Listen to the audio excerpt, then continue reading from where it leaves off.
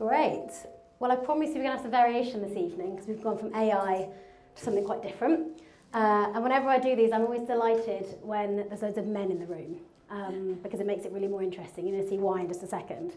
So there's 3 barriers that I almost told you earlier that I was going to talk to you about today. I'm actually now going to talk to you about. The first is the word vulva.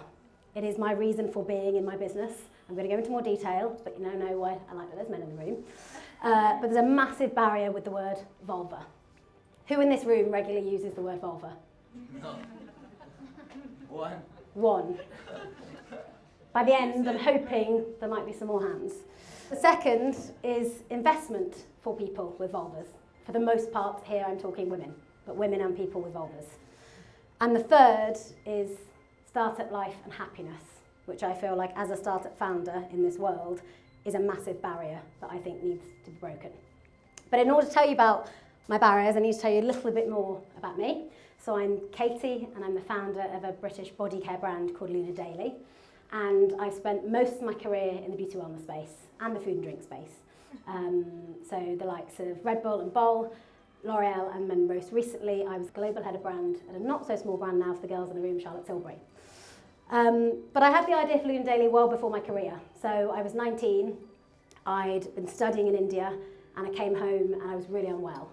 And I was put on a course of antibiotics, a really intensive course of antibiotics that fundamentally changed my microbiome. My skin microbiome, my gut microbiome, all went to shop. From that moment onwards, I wasn't able to use traditional body care products. We're talking body washes, soaps, shower gels on my intimate skin. But I really resented that the only products available to me were these niche use category of products, typically called the feminine hygiene category. You all know what I'm talking about. You've all seen one in someone's shower and been like, what's wrong with her? And ever since then, I thought this is a really underserving category for women. Didn't do anything about it for a while.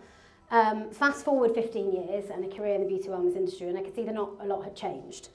So I conducted some research, and there was 3 key findings that came out of that research, which is the problem today for too many women and people with vulvas. The first is that a lack of education fuels confusion. So one person in the room said she regularly uses the word vulva. Who here was taught the word vulva growing up? Not a one, maybe 3, 4 people were taught the word vulva. So just so everyone knows, the vulva is a female's external intimate skin. It's very different to the vagina. It's not a foof or a fanny or other words that we're taught to use. It's just a piece of skin, like any other part of your body.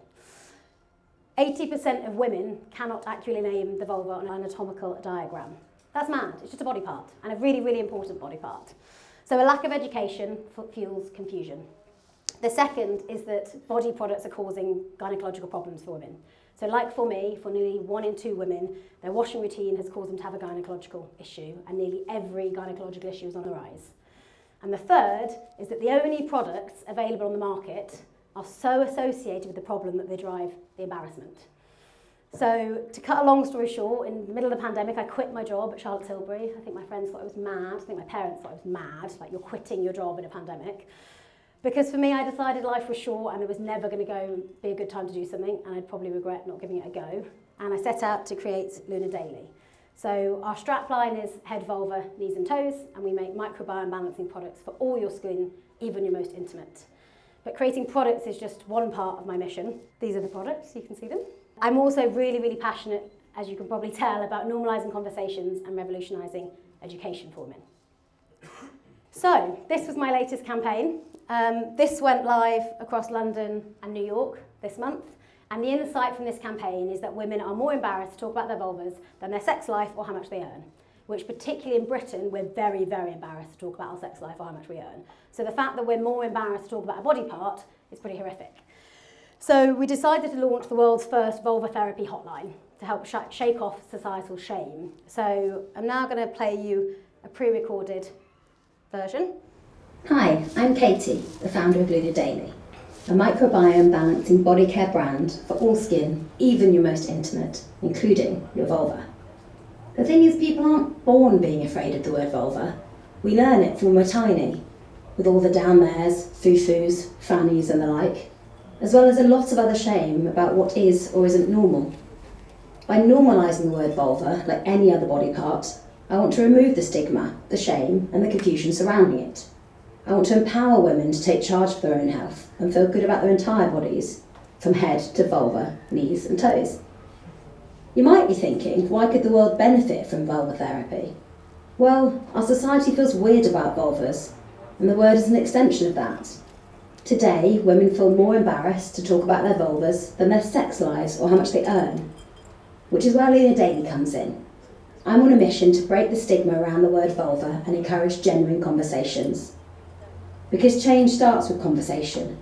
So let's say the word and smash the stigma. Josh is laughing, that's good. Take humour. So we're going to do some audience participation. Don't worry, I'm not going to get any of you up here, you're all safe. But the idea behind vulva therapy is we worked with an exposure therapist. So you can call our free hotline and you can go through 4 different types of exposure therapy to start making you feel good about it. I'm just going to get you to do one of them. So all I want you all to do is to close your eyes and you're going to go through vulva exposure therapy 1. It's a couple of minutes. So everybody in the room, close your eyes. Session 1, Emotional Processing. In this session, we are going to imagine a confronting scenario together, with the goal of creating more realistic beliefs about the word vulva. So close your eyes, take a deep breath, and focus on visualizing the scene unfolding. You're looking after a friend's dog called Vulva. An unusual choice, but hey, it's 2023. You've taken Vulva to the park, but she's run off after a squirrel disappeared. You have no choice but to call her name. Vulva, you say. Some fellow parkgoers stop and look at you. Vulva, you call, louder this time. More people turn your way. Still no sign of Vulva. A chocolate lab looks at you with judgmental eyes. Vulva, you shout at the top of your lungs. Now it feels like the whole world is staring. Just then, Vulva charges out of the bushes and races happily back to you, tail wagging. The world unfreezes itself, and everyone resumes their various activities. All is fine. How was that? Perhaps it felt uncomfortable or stressful, but in sitting with discomfort, we can see that the word vulva isn't dangerous or harmful. It's just an anatomical word like any other body part. Head, vulva, knees and toes. Now take a deep breath in and out. Well done. You've completed session 1. Press 2. I'm not going to make you do 2, 3 and 4, don't worry.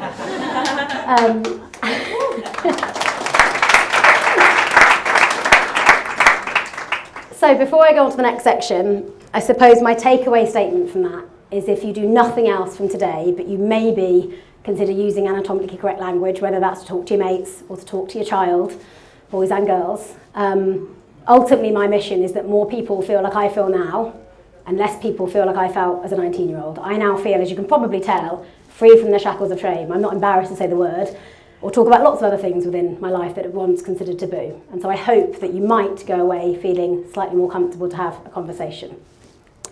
So the second topic, investment for people with vulvas or for women. So these are just the latest statistics from 2023. So for every £1 of venture capital, all female founder teams get less than 1 penny.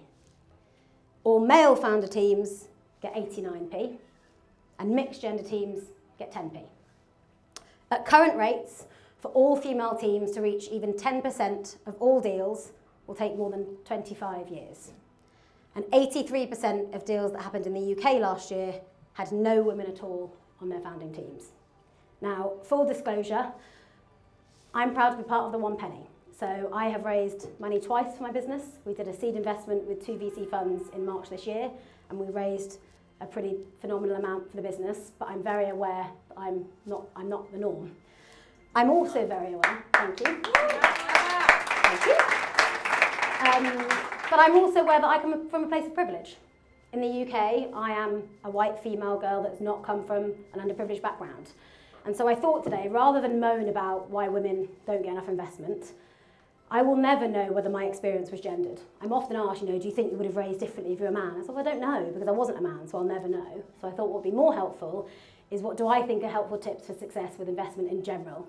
And if I can do it, then definitely other men can do it, and other women hopefully can too. So, I can't remember why I put her there, but I probably thought when I saw it she looked a bit like me, and that's basically probably how, that's how I feel about this, like what the fuck. That's why she's there, because it's absolutely ridiculous. So my 3 tips, which I'll go into. My first tip is just start. Then it's just a game, and it's just a numbers game. And the third thing, in the end, is actually not about money at all.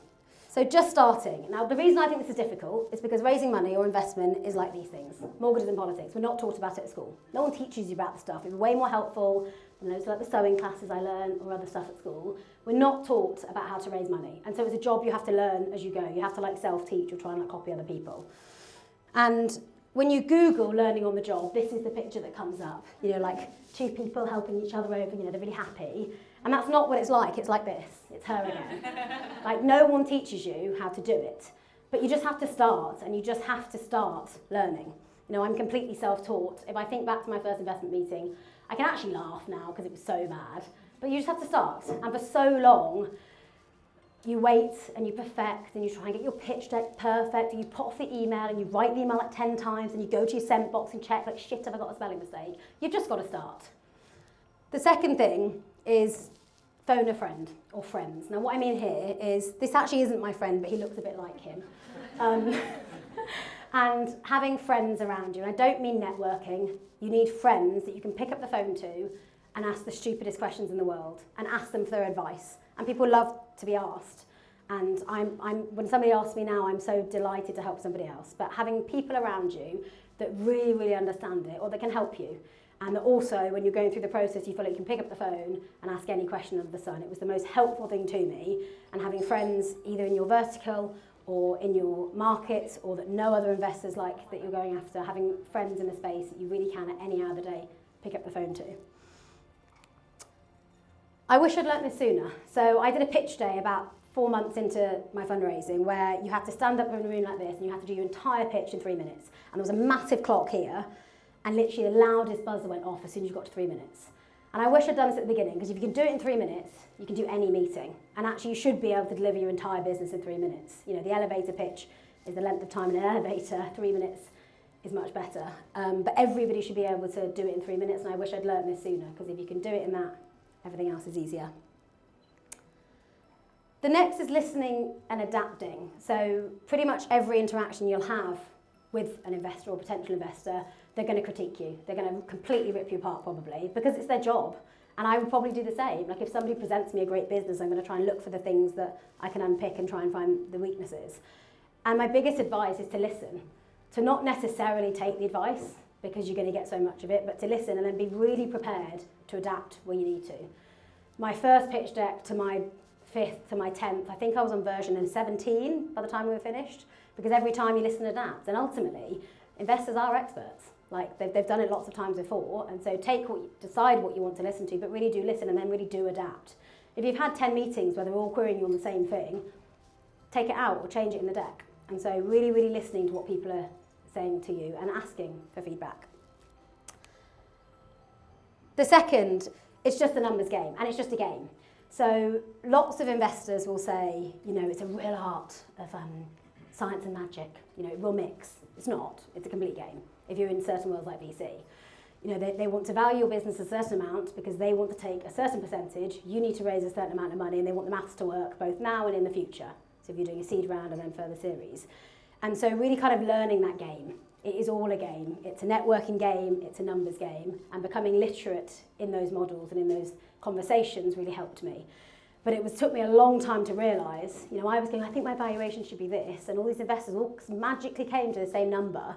And I was like, no, I think this is just a game. It's all about just numbers adding up. So it really is a numbers game, and I don't believe it is this deep-rooted science and magic that it's portrayed to be. My favourite example is Melanie Perkins. So she is the founder of Canva. So Canva is now the highest valued business in the world founded by a woman. She pitched to 100 VCs who said no. And it was the 101th that said yes. And it is a numbers game, but you don't need everybody. You just need one to begin with. You need one person or one investment group to believe in you. And trust me, they are then like lemmings, they all come. You need one person. And I remember reading this article in like the dark depths of my investment journey, being like, I'm about to quit. And I read this and I was like, you know what, fine, I'm going to carry on. And I really needed to hear that. And the final is it's really not about money, which is so much easier said than done, because when you're in the thick of it, and for anyone in the room that's raised money, when you're really in the thick of it, which is like you're in a hellhole, and somebody comes and you're like, here's £1 million, it's so easy to go like, no, they might not be the right partner, because it's like, they're offering me £1 million, like my problems go away. But it really, really isn't about money, and there really is lots of money out there from lots of different angles. You know, I took equity VC investment, but I also took finance debt investment. There is lots of money out there, and people are the most important thing. The people you surround yourself with in your team, and in the early days, I couldn't afford to pay anybody in my team, so you convince people to come on the journey, but then the people that you're going to be sat around the table with, I was always told if you wouldn't go for dinner with them and genuinely enjoy a dinner, don't let them invest in your business. I don't think it's strictly true, because it depends what type of investor they are. But really, really thinking like, do I genuinely want to have a relationship with these people for the next 10 years? We spend more hours, most of us, working than we do sleeping. We see our workmates more than our friends and family, and you're going to see your investors a lot. So you've really, really got to think, do I actually like them? Do they believe in me and my vision? And is this way more than transaction? Because if it's just transaction, I don't think it's the right approach. And the final thing that I wish I'd learned earlier is it's a two-way street. The minute you realise that what I'm offering you is the potential to be part of a unicorn business, I'm offering you something, like, yeah, you're giving me some money and some advice and otherwise your connections, but I'm giving you something. And as soon as you balance that narrative a bit more, you feel way different in those conversations, that it's not just a one-way street. You know, you can ask them questions, you can challenge back. And I feel like it's the most healthy way to start a relationship and raising investment. So my third barrier, startup life and happiness. So these were two stats from a report 2 years ago. 87% of startup employees said that working at a startup had negatively impacted their mental health, and 84% had experienced burnout. Now, as someone that has experienced burnout, so for me, the way that it portrayed itself was I was in a very high-pressure job, and honestly, it was like somebody had unplugged me. My brain just switched off. And I remember at the time saying to my boss, God, I feel like I've given up. And she was like, can you not see that your brain is just being really clever? Like, you're refusing to stop, like you're refusing to give up, and so your brain is making you. And for me, Katy was unplugged. I had to stop everything, like the simplest of tasks I couldn't do. And it took me about that time 6 weeks to come back to normal. And again, it was like somebody just plugged me back in. One day, I was sat in this workspace on a Thursday, and I was like, oh my God, I'm back. I hadn't even realised that I'm back. And I believe that people that have experienced burnout are potentially more likely for it to happen again. Because if you've got to a point of burnout, you haven't been able to manage your triggers or to stop, and you've just kept going and relied on your brain to force you to stop. And so more than ever, I'm now conscious of it, and I'm so conscious of the team around me. Like, I will only do this if I and my team around me are the happiest, healthiest they've ever been, because life is fucking short. Like, it's not worth it. It doesn't matter if I get messages from women every day saying that I've helped change their lives if I'm unhappy or my team's unhappy. So it just really doesn't matter, and those stats are horrific. You know, we go into startup life because we have entrepreneurial spirit and because we want to work for something that's more than sales, and then we end up burning out. So these are my 3 tips. The first is know your values. Your values are not what often people think. The values are what get you up every day out of bed and like really make you feel incredible. So for me, I've been to see Coldplay an embarrassing number of times. But when I go to Coldplay, sound is really important to me, and freedom and fun are really important things to me. So you combine them all together when I'm in Coldplay, and I guarantee you not for 1 second of a Coldplay gig am I thinking about anything but being there. So for me, it's like my meditation. I think I am done. They're now touring in Japan, but startup budgets, come on. I think I'm done. The couple of others for me, cold shower in the morning. I haven't done it in November, I will confess, but most of the year, cold shower in the morning really helps. Dog walks without my phone, finding the best margarita spot in London with my best mate, at least twice a month.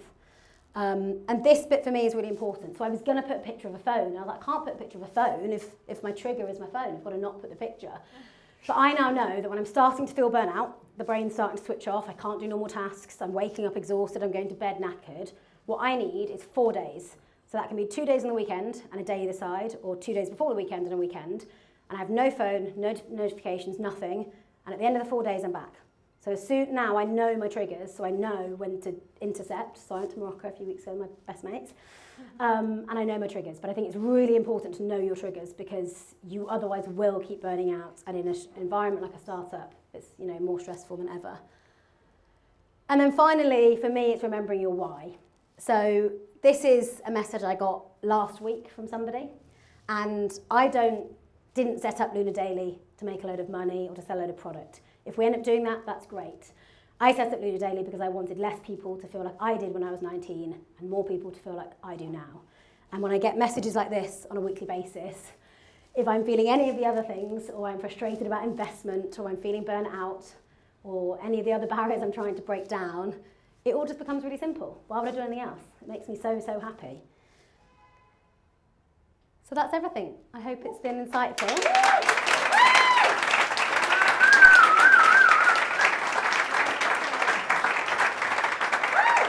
Thank you.